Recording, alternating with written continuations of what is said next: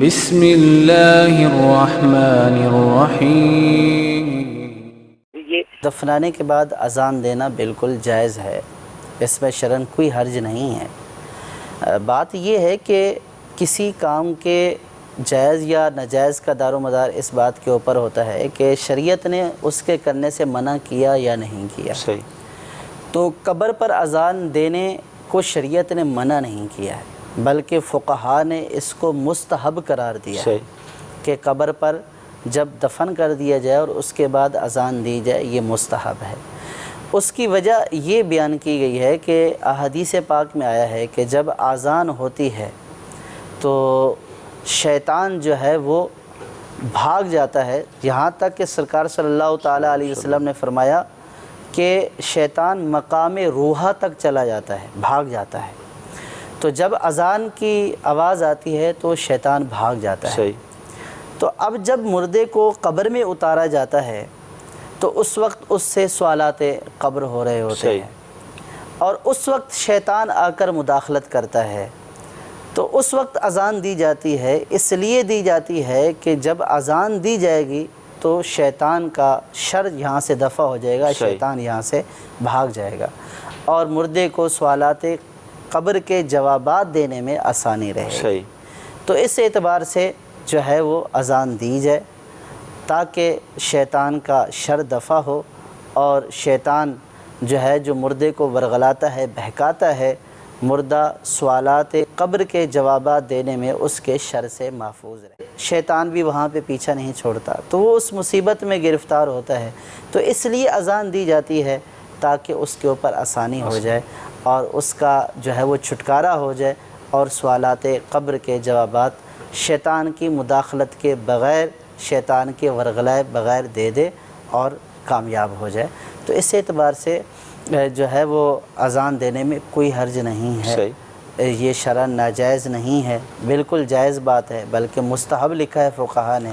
تو اس کو ناجائز کہنا، تو ناجائز کہنے کے لیے ہمیشہ دلیل چاہیے ہوتی ہے کہ آپ کسی بات کو ناجائز کہہ رہے ہیں، اس کی آپ کے پاس قرآن و حدیث سے دلیل کیا ہے، کیونکہ کوئی بات ناجائز صرف میرے اور آپ کے کہنے سے نہیں ہو جائے گی، اس کے لیے کوئی نہ کوئی دلیل ہوگی کہ بھئی یہاں اس ضابطے کے تحت، اس قید کلیے کے تحت جو ہے یہ ناجائز ہے۔ اگر اس کی کوئی دلیل ناجائز ہونے کی نہیں ہے تو وہ جائز ہی۔ بیمار کے سوالوں کے جواب دیے جا سکتے تو کوئی جہنم میں جاتا؟ ارے یہ تو زندگی بولے گی، یہ تو 70 سال کے عقیدے بولیں گے۔ اس نے رب کس کو مانا؟ اس نے قائد اور رہبر اور امام اعظم، رہبر اعظم، قائد اعظم، آئیڈیل، قدوہ کس کو مانا؟ فاطمہ کے پیارے بابا کو مانا تو کہے گا نبی جی محمد صلی اللہ علیہ وسلم، اور اگر اس کو چھوڑ کر کسی پیر اور فقیر کو اپنا آئیڈیل مانتا رہا تو باہر کھڑے ہو کے جتنا ڈالو، اس شور کو سن کر اس کی زبان سے ربی اللہ نہیں نکل سکتا۔ یہ تو زندگی بولتی ہے، یہ تو عمل بولتا ہے، یہ تو عقیدہ بولتا ہے۔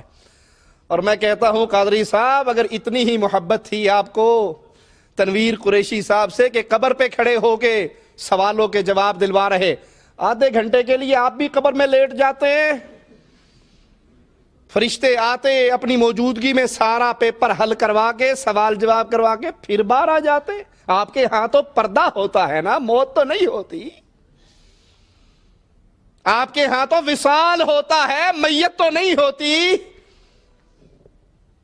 یہ طریقے کس اسلام کے ہیں، کس شریعت کے ہیں، کس کتاب کے ہیں، کس قرآن میں ہیں؟ جس کا عمل گندا ہے، جس کا عقیدہ گندا ہے، وہ قبر کے اندر اس کے عمل بولیں گے، اس کا عقیدہ بولے گا، اس کی زندگی کے اعمال بولیں گے۔ باہر سے کھڑے ہو کر شور مچانے سے کچھ نہیں ہوتا۔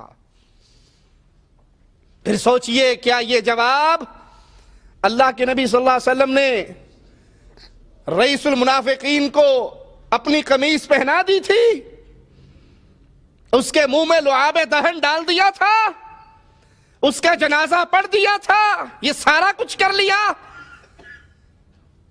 اور اگر ایسے جواب دلوانے ہوتے کہ اللہ کے نبی قبر پہ کھڑے ہو کر اس کو سوالوں کے جواب نہیں دلوا سکتے تھے؟ اللہ نے کہا کہ 70 مرتبہ بھی اس کے لیے معافی مانگو گے تو معاف نہیں کروں گا. اور قربان جائیں نبی رحمت کی پیاری رحمتوں پر، کہا اگر مجھے یہ یقین ہوتا کہ 71 دفعہ معافی مانگنے سے اللہ اس کو معاف کر دیتا، میں 71 دفعہ مانگ لیتا. او کما قال علیہ الصلوۃ والسلام. یہ کھانے کے ڈھونگ ہیں، یہ پیٹ کا دھندا ہے کہ کوئی بڑا آدمی مرے گا، وہ لازمی بات ہے وصیت کر کے جائے گا کہ میں جا رہا ہوں، بڑے حضرت کو بلانا، بڑے پیر صاحب کو بلانا، وہ قبر پہ کھڑا ہو کر میرے سوالوں کا جواب دلوا دے. بڑے حضرت آئیں گے، بڑا بندہ مرے گا، بڑے نوٹ آئیں گے.